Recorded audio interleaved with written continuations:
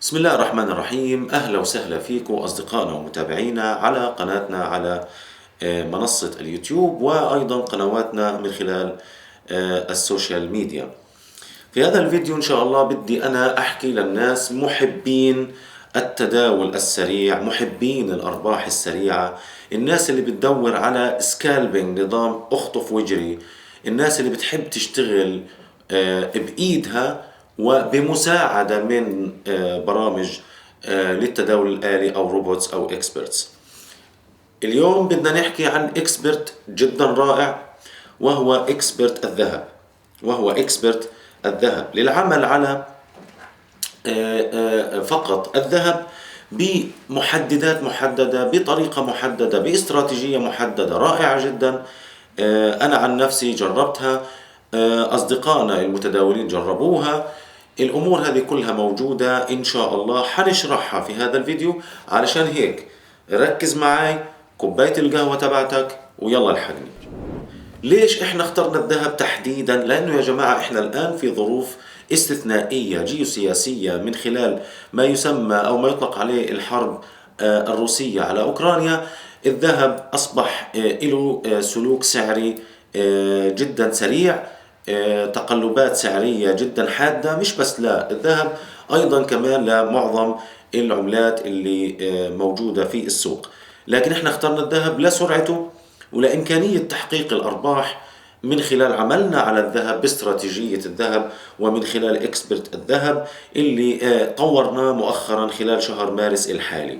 تعالوا مع بعض نشوف الشاشة تبعتنا. أنا بفتح الجولد، يفضل أن أنا أفتح على فريم صغير نوعا ما، أو إطار زمني صغير زي مثلا 15 دقيقة. برتب الشاشة تبعتي، بتأكد إنه الدنيا تمام عندي، وبقيم الجريد او الشبكة. هاي الدنيا عندي تمام. بدي انصب انا الاكسبرت. كلنا عارفين طبعا الآلية، بكون ناسخه من مكان ما هو موجود بعد ما احمله، وبروح على من فايل على اوبن داتا فايل.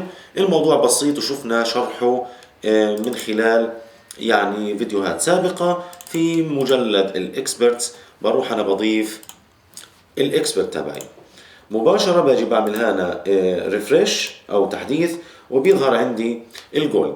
قبل اي شيء لازم انا يعني اشغل الاوتو تريدنج، ومباشرة باجي بسحبه على الشاشة تبعتي.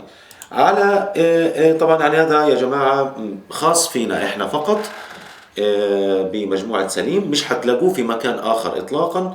حيكون مجانا للجميع، حيكون العمل عليه يعتمد على تحليلنا. يعني خلينا نحكي عن فكرة هذا الإكسبرت أو هذه الطريقة. أنا في البداية باجي بحلل على أي فريم أو على أي إطار زمني، وباجي بقول والله الذهب من هذه المناطق على فريم ال 15 دقيقة للبيع، نفترض جدلا للبيع. بكون أنا مركب الإكسبرت وشغال عليه ومحدد إعداداته اللي حنشرحها الآن، وباخذ الاوردر تبعي. بعديها باترك الاكسبرت يقوم بالبقيه.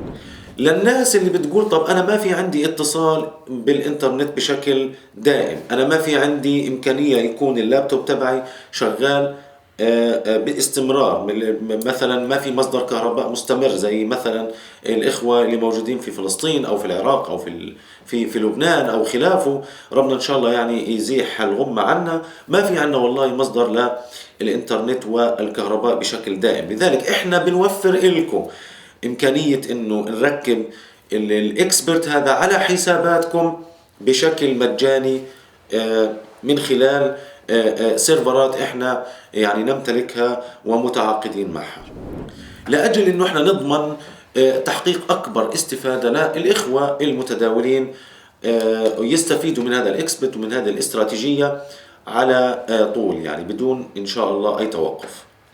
باجي هنا طبعا يعني الخيارات هذه بفعلها، وبروح على الانبوتس. في البداية الفيرست اوردر، الصفقة الافتتاحية كيف حتكون؟ هل هتكون باي او هل هتكون سيل؟ انا ما بعرف السوق اذا كان طالع ولا نازل، ما بقدر احدد مسبقا قبل ما احلل، فبالتالي انا بفضل يكون مانيوال. يعني لما انا اجي اخذ الصفقة مباشرة الاكسبرت حيفهم اذا كانت باي فهي باي واذا كانت سيل فهي سيل. في شيء اسمه الزون ديستانس. الفكرة يا جماعة انا باخذ الصفقة، لو مشي معاي الاتجاه كان بها الامور تمام، لو عكس علي الاتجاه بتبدأ المحاولة الثانية وهي عبارة عن صفقة هج على بعد عدد معين من النقاط. قديش عدد المعين من النقاط؟ 20 نقطة مثلا. لو أنا والله فكرتي أنا عايز يكون أكثر من 20 نقطة، مثلا 30 نقطة، 40 نقطة، 50 نقطة، whatever، أنا حر في تطبيق الاستراتيجية بمفهومي الاستثماري الخاص فيه. فباجي بقول والله 20 نقطة غير كافية، خليهم 30 نقطة، أنا حر ما في مشكلة. الآن اللوت الافتتاحي، الصفقة اللي أنا ناوي أخدها، أنا عندي والله مثلا رصيدي عبارة عن $1000، بقترح بقول والله أنا عايز يكون الصفقة الافتتاحية اللي أنا حاخدها بإيدي مانيوال حتكون 0.05، وبالتالي لما أجي أخذ الصفقة تبعتي من هنا من أمر البيع أو الشراء، لما أجي أخذ الصفقة حتكون برضو 0.05. لازم نكون احنا دقيقين جدا في إعداداتنا.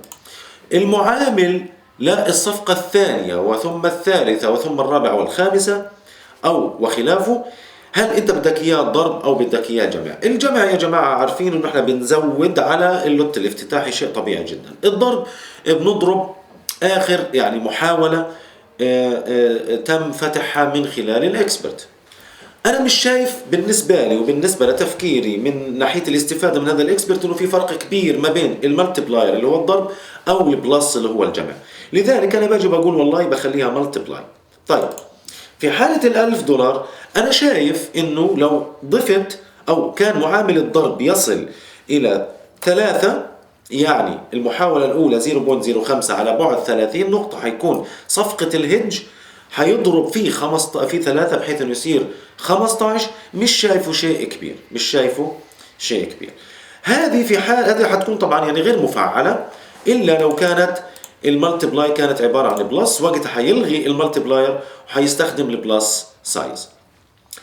اكثر عدد محاولات هي 5 محاولات، وانا صراحة مش حابب الكل المتداولين جميعا انه تزيد عن عدد 5 عشان ما بدنا ندخل في متاهة من المحاولات والتذبذب ويفعل كل الصفقات الهج وخلافها، وندخل في دوامة من التذبذب اللي ممكن يعني تأثر على حسابنا إلى حد ما. لازم نكون يعني نوعا ما في السيف سايد علشان ما نخسر أو ما يصير معانا في حسابنا يعني أي نوع من أنواع الانعكاسات اللي ممكن تأثر علينا.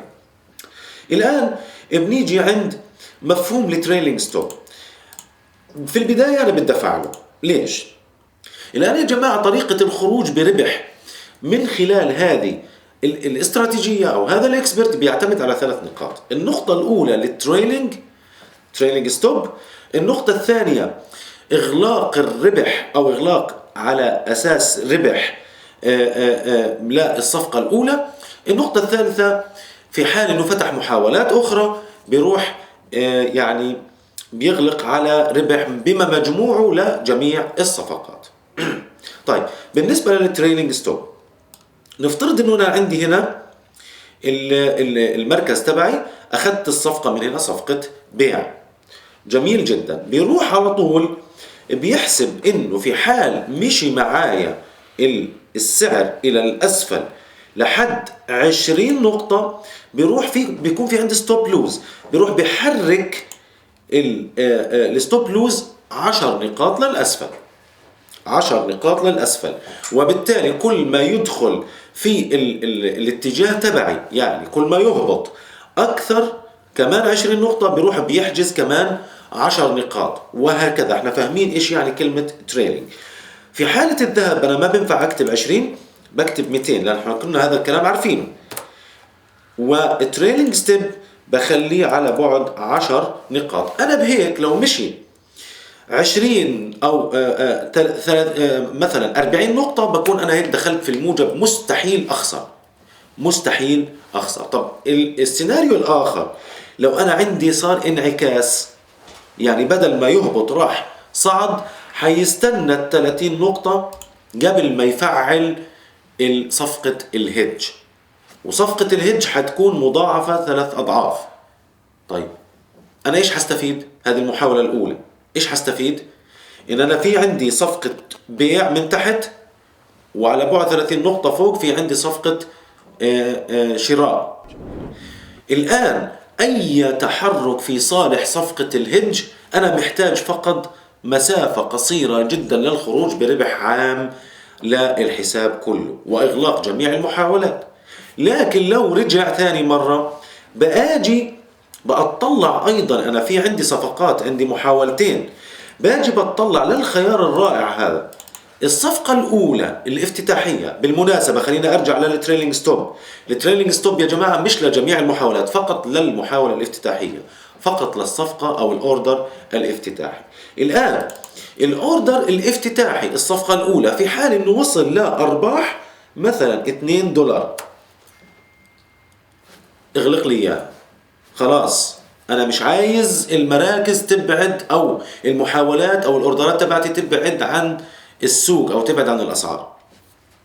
طيب في حال إنه من المحاولة الثانية إلى الخامسة اللي هي أقصى عدد محاولات أنا حددته عندي في الإعدادات، لو وصل مثلا $1 هيك صار في عندي مجموع $2 و$1 يعني $3.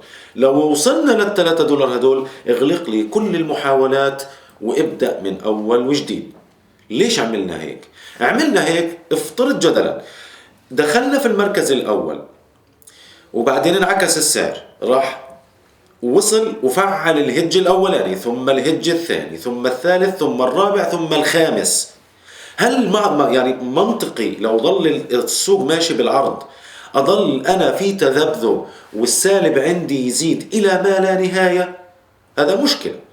لا، في حال إنه وصل لأرباح فقط تصل $3 بالمجمل لكل الأوردرات اغلق على $3 وكتر خيرك. هيك اطلعني بأقل الأرباح بدون ما أدخل في مشاكل. مش بس هيك، في أنا عندي ستوب لوز لكل الحساب كاملا، وهذا بيعطيني أمان أكبر وبيعطيني انطباع إنه هذا الإكسبرت مش حيضلوا في السالب إلى ما لا نهاية. لما يصل السالب يا جماعة عندي مثلا لعند $50 اغلق لكل الدنيا. خلاص أنا عندي فكري الاستثماري، أو خلينا مثلا نقول 10 أو عفوا $100. أنا عندي فكري الاستثماري مستحيل أقبل بخسارة أكثر من 10% من أصل الإيداع، لذلك أكثر من $100 أنا غير مستعد للتضحية. واضح الأمور؟ أنا هيك بيكون عندي استفادة من يعني حركة الأسعار سواء كانت صاعدة أو هابطة، إذا كانت مع الاتجاه اللي أنا حللته واللي أنا شايفه من خلال أنا تحليل الفني تبعي أو من خلال المحلل المالي اللي أنا بأثق فيه وبأسمع منه، إذا كانت معاه تمام وأنا بحجز على ربح والدنيا زي الفل. إذا كان عكس هيك في أنا عندي بيكون صفقة هج معلقة بتنتظر التفعيل على بعد 30 نقطة زي ما شفنا في الإعدادات. وفي النهاية عندي أنا التريلينج ستوب حيحجز لي على ربح، عندي أنا مجموع أرباح بالدولار حيخرجني من الصفقات عشان أبعد عن التذبذب العالي أو التذبذب والسعر يمشي بالعرض إلى فترة طويلة. وعندي أيضا كمان الخروج بأقل الأضرار على ماكس USD لوس عند مثلا $100 من أصل $1000 سكر. طيب بعد ما أعمل له موافق بيستنى مني إن أنا أخذ صفقة. أنا حددت في الصفقة الافتتاحية عندي 0.05، إذا أنا لازم ألتزم ب 0.05. أنا شايف إنه على الفريم الربع ساعة الذهب إلى البيع، فباجي بقول له سن. لاحظوا معي عندي أنا المركز تبعي هيو، وفي عندي أنا باي ستوب على بعد 30 نقطة من المركز تبعي باللوت تبعه مضروب في 3. اللوت تبعه مضروب في 3. الآن لو فعل هذا الأمر ورجع انعكس، يعني دخلت في تذبذب على بعد 30 نقطة، حيضرب في 3 وحصل لا، أو هو أساسا حيفتح سيل ستوب صفقة هج معاكسة لآخر صفقة، حيفتح سيل ستوب على بعد قديش يا جماعة؟ على بعد أيضا 30 نقطة، وحيكون 45. لاحظوا معي عشان احنا في عندنا حركة سريعة للسعر، طالع نازل طالع نازل. جمع 3 دولار وطلع، جمع 3 دولار وطلع. شايفين أنا عملت 3 دولار في حوالي 10 ثواني. لو كررت المحاولة كمان مرة هو حيعمل التالي، يا إما دخل معايا في الموجب وعمل يعني نقل أو فعل التريلينج ستوب، يا إما حيسكر على 3 دولار مجموع اللي أنا حطيته في الإعدادات، يا إما في النهاية يقول لي والله صار في عندك تذبذب واستنفذنا المحاولات وفي عندك وصلنا لل 100 دولار انعكاس أو 100 دولار خسارة، وبالتالي بدنا نأمن الحساب ونغلقه. لعشاق الذهب، لا الناس اللي بتحب تشتغل سكالبينج، تستفيد من حركة الأسعار السريعة، تستفيد من الأزمة الحالية، هذا خيارك الأمثل. الآن اطلب هذا الإكسبرت مجانا بدون مقابل، واشتغل تواصل معنا واحنا حنركب لك إياه على السيرفر، على الVPS، حنشغل لك إياه بالخطة اللي انت شايفها مناسبة، وانت فقط من جوالك كل ما عليك انك تمسك جوالك وتاخذ الاوردرات تبعتك بعد ما تحلل. هذا كل ما عندي في هذا الفيديو. ان شاء الله حنعمل فيديوهات اخرى نشرح كمان في حال انه كانت الصورة مش واضحة، واتمنى ان شاء الله تكون الصورة واضحة للجميع. كان معكم مهند دحلان من مجموعة سليم لخدمات المتداولين. قبل ما اقول لكم شكرا لكم، مستنيكم تطلبوا هذا الاكسبرت الذي لا يقدر بالذهب علشان تقدروا تحصلوا على الذهب. شكرا لكم.